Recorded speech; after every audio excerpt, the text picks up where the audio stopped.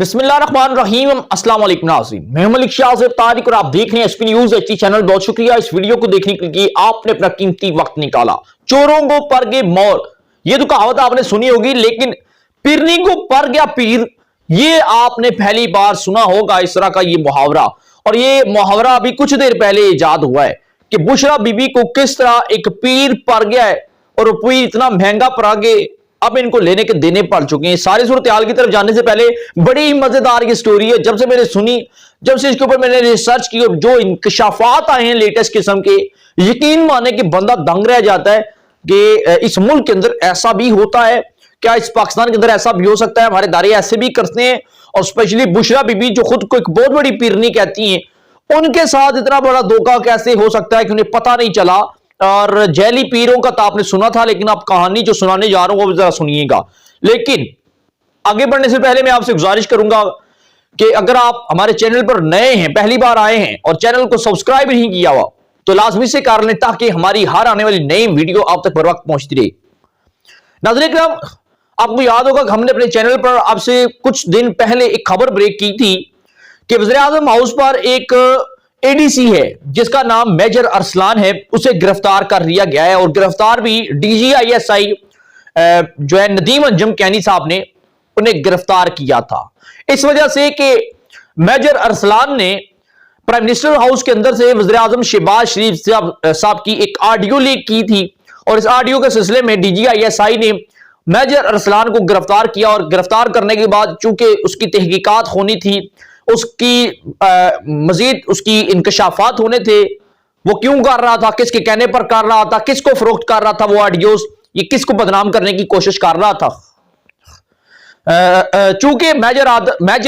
अरसलान को आईएसआई ने जब अपनी कस्टडी के अंदर लिया, बहुत से इंकशाफ किए, उसने कहा जी, मेजर अरसलान ने जो पहला इंकशाफ किया, उन्हें कहा कि मैं इसमें अकेला नहीं हूं, हमारे जो हेड है वो है जी साबिक जो जनरल है फैज हमीद साहब, वो हैं, और मुझ समेत मजीद 2 लोग उनकी टीम के अंदर और शामिल है, यानी कि हम 3 लोग हैं और उनके जेर सरपरस्ती काम कर रहे हैं, जेर निगरानी उनकी टीम में शामिल होकर काम कर रहे हैं। जैसे आप अब आए हैं आईएसआई के ओहदे पर और अब आपकी अपनी टीम होगी, इसी तरह जब वो आईएसआई थे और उस वक्त हम उनकी टीम के अंदर शामिल थे। तो नाज़रीन इकराम, मेजर अरसलान ने ये इंकशाफ किए, 2 लोग और थे, एक जो है वो दुबई के अंदर होता है और दूसरा जो है वो इस वक्त सऊदी अरब के अंदर है, जिसका नाम रहमतुल्लाह है, मेजर रहमतुल्लाह। तो इस सारी सूरत हाल के बाद हमारी जो इस्टेब्लिशमेंट है, हमारी आईएसआई, उन्होंने मेजर जो है रहमतुल्लाह को भी पाकिस्तान तलब कर लिया, बुला लिया, और दुबई वाला उसे भी बुलाया तो वो नहीं आया अभी तक। मफरूर है इतलात के मुताबिक मुबैना कि अरशद शरीफ शहीद की जो कत्ल हुआ, शहीद किया गया, उस पेशरफ्त के अंदर उसे जब तलब किया गया तो वो इस वक्त तक बिल्कुल गायब है मंजर आम से। तो जो सऊदी अरब वाला था, पाकिस्तानी सफारतखाने के अंदर वो ड्यूटी कर रहा था सऊदी अरब के अंदर, रहमतुल्लाह, मेजर रहमतुल्लाह, उसे पाकिस्तान तलब किया गया, बुलाया गया और अब उससे तफ्तीश का आगाज किया गया। तो उसने तो ऐसे तफ्तीश किए, ऐसे फट्टे चुक दिए, ऐसी हैरान कुन चीजें सामने रख दी कि जिसका अंदाजा हम कभी सोच नहीं सकते। अक्सर हम सोचते हैं, हम जब छोटे थे या अभी भी कुछ ऐसे मामलात होते हैं कि मांगने वाला को गुजरा होता है ना, तो कहते हैं नहीं जी देखना एजेंसियों वाले हैं, क्योंकि एजेंसियों वाले भी इस तरह के रूप धारते हैं। तो ऐसा नहीं था कि आईएसआई के अंदर भी इस तरह एक दूसरे के रूप बदल कर एक दूसरे की निगरानी की जाए, तो ये हमने पहली बार सुना। और जिस तरह रहमतुल्लाह उन्होंने जो इंकशाफ किया सऊदी अरब से पहुंचकर मेजर ने, तो उसने तो हिला के रख दिया। उन्होंने कहा जी कि हम फैज हमीद साहब की टीम के अंदर हैं, साबिक जनरल फैज हमीद साहब की, और जब उनको आईएसआई के ओहदे से उतारा गया और उन्हें जब पेशावर भेजा गया, तो उससे पहले, उनके तबादले से पहले, उन्होंने अपने तमाम तर कारिंदों को मुझ समेत मुख्तलिफ जगह पर, एक को सऊदी अरब, एक को दुबई, एक को प्राइम मिनिस्टर हाउस के अंदर तैनात कर दिया था, ताकि कम से कम ये लोग महफूज हो सके, मुझे इसी तरह ये इंफॉर्मेशन देते रहें कि क्या होता है, क्या हो क्या रहा है, इमरान खान साहब क्या कर रहे हैं, बुशरा बीबी कर क्या रही है। इस सारे सूरत हाल के अंदर एक प्लान तरतीब दिया गया कि अब बुशरा बीबी का दिल जीता जाएगा, क्योंकि आम बंदा, आम फुद्दू किस्म का बंदा तो बुशरा बीबी के करीब तरीन तो आ नहीं सकता। तो उन्हें पता था कि बुशरा बीबी खुद रूहानी जो है वो दिलचस्पी रखती हैं, पीरों से उन्हें बड़ी मोहब्बत है, और जो पहुंचे पीर होते हैं उनसे तो वैसी मोहब्बत है। तो जो मेजर रहमतुल्लाह है, उन्होंने एक नया रूप इख्तियार कर लिया, उन्होंने पीर का रूप इख्तियार कर लिया। उन्होंने पीर का रूप इख्तियार किया और सबसे पहले अपनी जो बाकी दो लोग थे उन्हें यह हिदायत दी कि आप इस तरह करें कि फराह गोगी, इमरान खान, बुशरा बीबी और ये लोग जिन जिन से राब्ता करते हैं, आपस में क्या राब्ता करते हैं, इनकी क्या आपस में डिस्कस क्या हो रही है, इनके दरमियान परेशानियां क्या है, इनकी खुशियां क्या है, इन्हें किन मसाइल का ये लोग शिकार हैं, तो ये सब बताया जाए। तो जो अरसलान था वज़ीर आज़म हाउस के अंदर, वो भी फैज मीर साहब खुद भी कुछ ना कुछ इंफॉर्मेशन देते रहे, दुबई वाला जो था वो भी इंफॉर्मेशन देता रहा, इनके फोन कॉल सारा दिन इनका काम था सुनना। सुनकर ये बताया करते थे मेजर रहमतुल्लाह को, उसने पीर का रूप इख्तियार किया और पहले जब वो टेप रिकॉर्ड होती रही कॉल फराह गोगी के पास, वो पीर साहब पहुंचे मेजर रहमतुल्लाह साहब मुबैना तौर पर, तो उन्होंने फराह गोगी कहा ये तो आपका ये मसला है जी, आपका तो मसला बड़ा पैसा है, आपका मसला जो है वो आपकी आजमाइशें हैं, आप जो है वो आपकी फैमिली के अंदर बड़े मसाइल हैं, आप करना ये चाहती हैं लेकिन कर नहीं पा रही, जिस तरह आप पीर कहते हैं, जैली पीर जो होते हैं। तो फराह गोगी ने देखा भाई पीर साहब तो बड़े पहुंचे हैं, इन्हें तो मेरी तमाम तर मुश्किलात का पता है, क्योंकि सारा दिन तो पीर साहब टेलीफोन सुन रहे थे ना, इनके टेप कर करके क्या क्या क्या रही है फराह गोगी, किसके साथ बुशरा बीबी के साथ क्या राब्ता कर रही है। तो इस सारी सूरत हाल के बाद फराह गोगी को उन्होंने बिल्कुल तौर पर जो अपने शीशे के अंदर उतार दिया। फराह गोगी और जैली पीर जो कि रहमतुल्लाह साहब थे, पूरे के पूरे उनके शीशे के अंदर उतर गई, उनकी मुरीदनी खास बन गई, इतनी खास बन गई कि वो फिर आई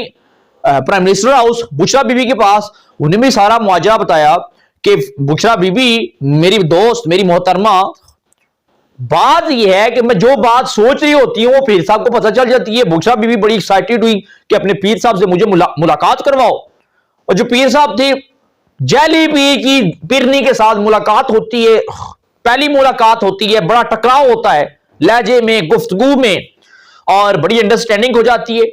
चूंकि वो जो जैली पीर थे रहमतुल्लाह साहब, वो तो उन्हें यह भी पता था कि इमरान खान और बुशरा बीबी के दरमियान क्या चल रहा है, इमरान खान साहब क्या चाह रहे हैं, बुशरा बीबी क्या चाहती हैं, इमरान खान साहब क्या कुछ नहीं मान रहे, आने वाले दिनों के अंदर क्या होने वाला है। तो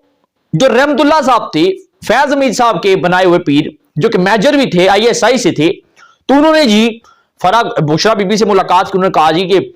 आपकी बहुत सी मुश्किलात आने वाली हैं, आपने जो करप्शन की, आपने जो पैसा लूटा, जो मानिका खानदान की जो प्रॉपर्टीज हैं, जो जैली अकाउंट्स हैं, ये सब कुछ सामने आने वाला है। तो ये कर कौन रहा है पता है? तो उन्होंने कहा जी ये जो है ना ISI के, उस वक्त के ISI के जो हैं आसम मुनीर साहब, इस वक्त जो आर्मी चीफ हैं, उस वक्त वो ISI के सरबराह थे, तो ये वो करवा रहे हैं।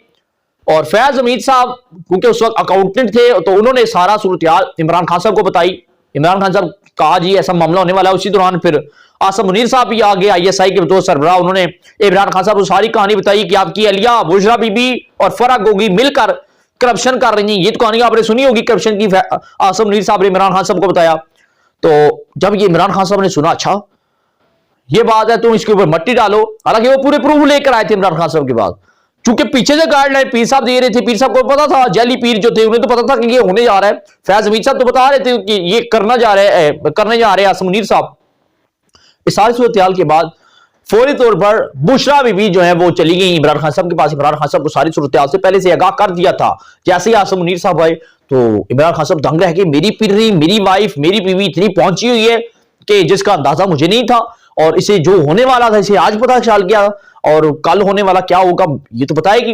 तो फिर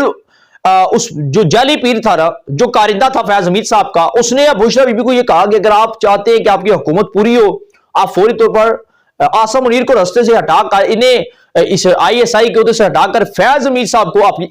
इस कुर्सी पर बिठाया जाए, उन्हें DG ISI बनाया जाए। तो फिर बुशरा बीबी ने इसरार किया इमरान खान साहब से कि ये मामला है जी, अब मेरे जो सितारे हैं, मेरी जो रोशनियां हैं, मेरे जो लिखातों की लकीरें हैं, मेरी जो जन्म कुंडलियां हैं, या मेरे जो इस्तिखारे हैं, वो ये कह रहे हैं कि फैज हमीद साहब को होना चाहिए जी ISI, तब आपकी हुकूमत 5 साल पूरी रहेगी। और इस वक्त इमरान खान साहब चूंकि देखी बात हुकूमत की आ गई, अलिया कह रही है और यकीनन सच कह रही होगी, बड़ा उनका अकीदा था, इमरान खान साहब का अकीदा बुशरा बीबी के ऊपर मजीद मजबूत हो गया। तो फिर इमरान खान साहब ने आसम मुनीर साहब को रास्ते से हटा दिया, ओहदे से हटा दिया, और फैज हमीद साहब को नया DG ISI के ओहदे पर तैनात कर दिया था। और इसके बाद इमरान खान साहब के फैज हमीद साहब, इनकी टीम बहुत ज्यादा क्लोज हो गई, और जो वो कुछ करना चाह रहे थे कर रहे थे। फिर इसी तरह मजीद जब मामलात खराब होना शुरू हुए तो जैसे ही इन्हें पता चला कि अब ऊपर से समरी आ गई है कि फैज हमीद साहब को हटाकर नए जो लगाए जाएं DGISI नदीम अंजुम कैनी, तो फिर उनकी जो वो चीजें थी, जो जाली पीर थे फैज हमीद साहब के, वो दोबारा मुतहरिक हुए, टीमें मजीद एक्टिव हुई। उन्होंने फिर बुशरा बीबी के कान पर गई वो जाली पीर साहब कि जी अगर ये हटाया तो आपकी हुकूमत पूरी नहीं होगी। इमरान खान साहब ने बड़ी मुश्किल की, बड़ी कोशिश की कि ये समरी रोक दी जाए, समरी को रुकवा दिया जाए, रद्द कर दिया जाए, फैज हमीद ही DGISI रहेगी। लेकिन खैर सारी ताकतें, सारी कुव्वतें, सारी प्लानिंग, सारी पीरनी, सारे पीर नाकाम हो गए और DGISI के ओहदे पर नदीम अंजुम कैनी साहब तैनात हुए और फैज हमीद साहब को उठाकर जो है वो पेशावर जो है ना वो फेंक दिया गया, पेशावर तैनात कर दिया गया, कोर कमांडर तैनात कर दिया गया। और इस सारे सूरत हाल के बाद आखिरकार जब वो वहां पर गए फैज हमीद साहब, इमरान खान साहब अपनी कुर्सी से दराल करते हुए बुशरा बीबी को लिया हाथों में, बनी गाला पहुंच के फराग होगी भागकर दुबई चलेगी। इमरान खान साहब बनी गाला से डायरेक्ट जमान पार्क आके बैठ चुके हैं और इनकी टांगे ऐसी हैं कि अभी तक वो उनके ऊपर लगी हुई गोलियां जो उनके निशानात खत्म नहीं हुए और इमरान खान साहब दोबारा घर से बाहर नहीं आए। और अब इन्होंने इंकशाफ किया कि वो मैं ही था जनाब जो फराग गोगी, इमरान खान और बुशरा बीबी के आसपास घूमता रहा और मैं फैज हमीद साहब का आदमी हूं और मैं उनके कहने पर सारा काम करता रहा हूं। उन्होंने ये टास्क सौंपा हुआ था, फर्स्ट टाइम ड्यूटी भी करता था और सेकंड टाइम ये पीर साहब का किरदार भी अदा करता था और ये उन्होंने बड़े सख्त इंकशाफात किए हैं। अब इस सारे सूरत हाल के बाद बुशरा बीबी बड़ी हैरान रह गई जब उन्होंने आज इंकशाफात सुने होंगे तो बड़ी रो रही होंगी और इमरान खान साहब बड़े गुस्से से देख रहे होंगे कि बुशरा कच्ची अक्खी जो है ना वो मरवाया तुमने। और अब देखते हैं कि क्या होता क्या है, मजीद इंकशाफात क्या होते हैं और इस सारे सूरत हाल के बाद फैज हमीद साहब का एज अ रिटायर्ड होने के बाद भी मुस्तकबिल क्या होता है। जो अपडेट थी रहमतुल्लाह साहब की वो आपके साथ शेयर कर दी और आप क्या रहते थे जरूर दीजिएगा, चैनल को लाजमी सब्सक्राइब कर ले, बेल आइकन की नोटिफिकेशन को प्रेस कर ले ताकि हमारी हर आने वाली नई वीडियो भी आप तक पहुंचती रहे। हमारा और आपका साथ यूं ही हमेशा हमेशा के लिए बरकरार है। इसके अपनी दुआओं में हमें भी याद रखिएगा और दीजिएगा इजाजत। अल्लाह ने के बाद।